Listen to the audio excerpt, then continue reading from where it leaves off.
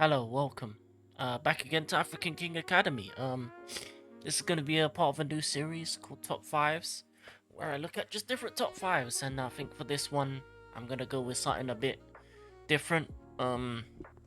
Start fresh. I think I've talked about this before on this channel, but might as well just put it in a video form. And this is the top five players that made me fall in love with Chelsea Football Club. Obviously, these are the five people that kind of put me onto this club throughout the years. Um, and yeah, it's like it's the five players that really kind of got me into the club initially. Growing up as a kid in West London, the first player that comes to mind is Gianfranco Zola. That little Italian, the skill that he had, the ability to be able to beat a man, the ability to be able to, kind of glide across the pitch. And it was a joy to see growing up as a kid, being able to go to Stamford Bridge a couple times and seeing that little Italian on the pitch, on the TV, um, the original, the original Jogador, really, the original guy that made me kind of really enjoy watching football. And he was one of two reasons actually, and the second reason was Jimmy Floyd Hasselbank. You had the finesse, the the quality of skill with Jim Franco, but then you had the power, you had the pace, you had the powerful shot that Jimmy Floyd brought in. Was fortunate enough to be able to meet him, which was great as well. Um, and those two really introduced me to Chelsea Football Club going forward.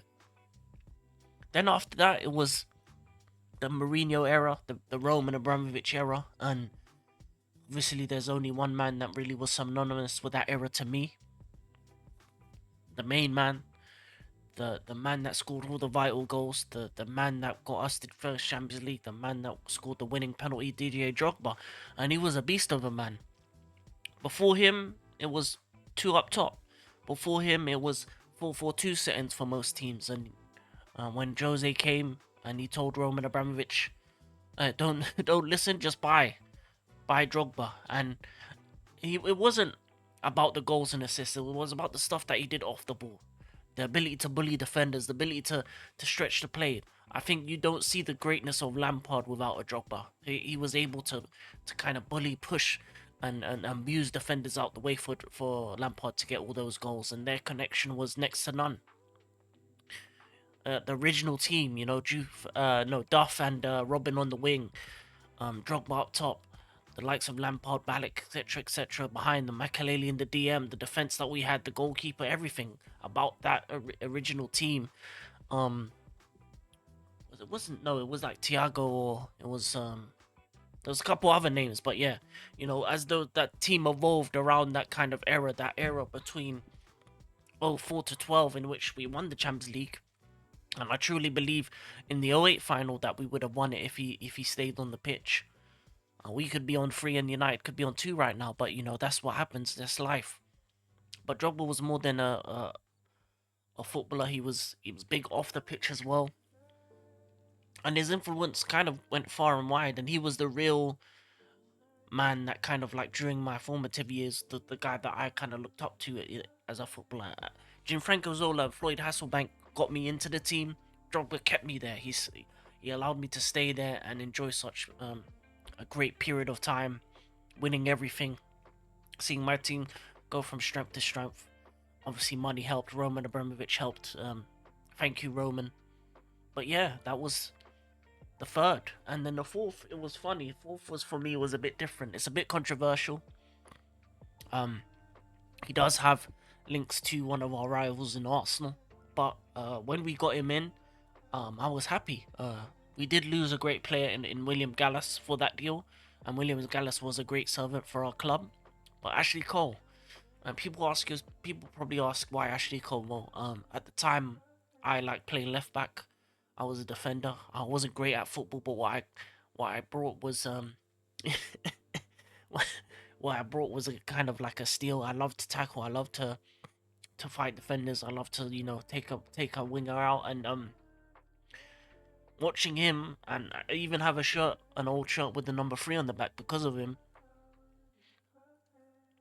He was the best at it, one-on-one defending, um, going up against some of the greats, locking down Ronaldo's, the Messis of this world, locking anyone down that went down his side. It was a long day for them. He had battles.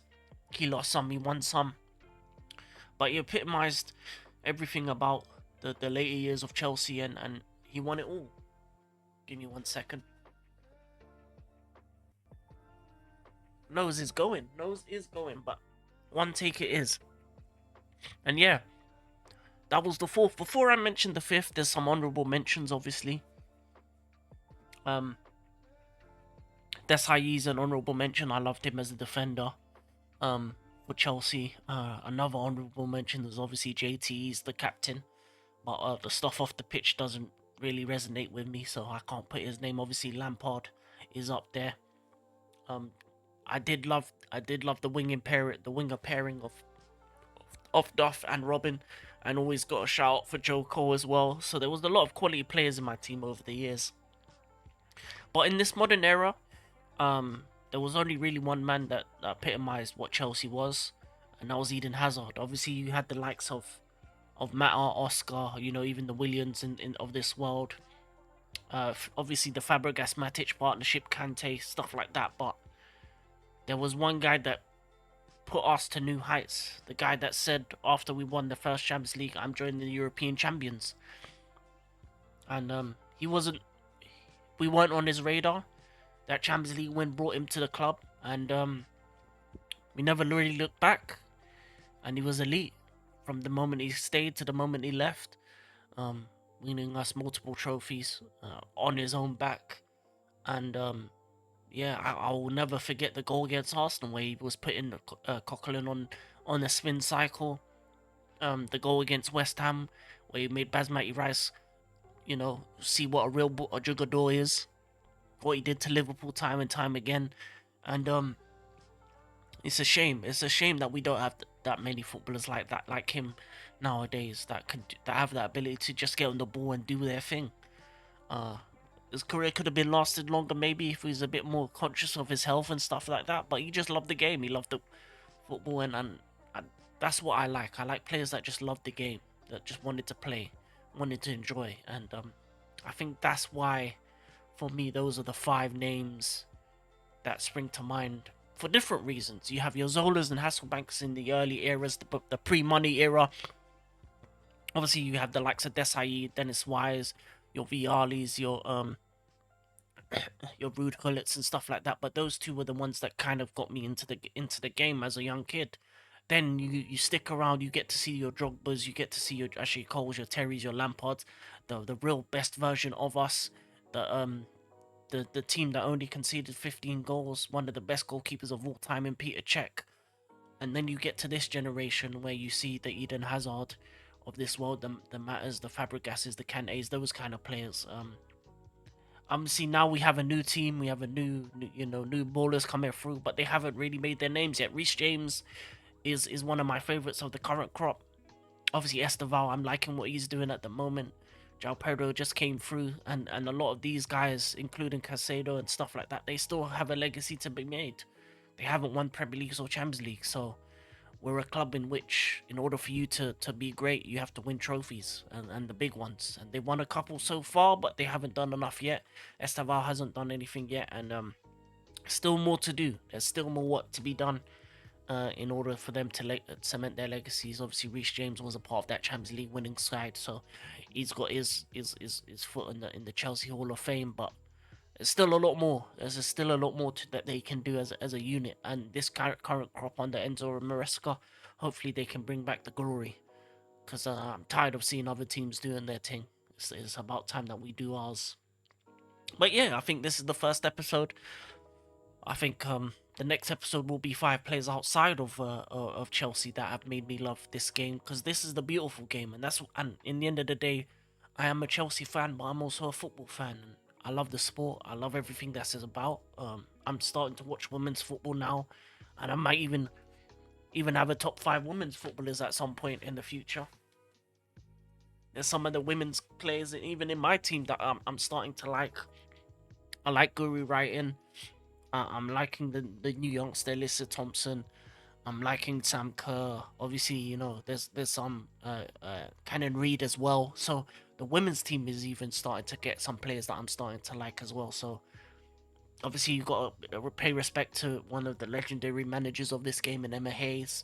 You got Sonia Bambuster, who went unbeaten last year and is still unbeaten this year in the league. So yeah, there's some great stuff happening in the women's game as well for my club and my team, and we continue to grow. But yeah, man, that's it. That's the video. Just remember we're the world champions. And yeah, man, this has been African King Academy, first of many videos, and I'm out. Peace and love.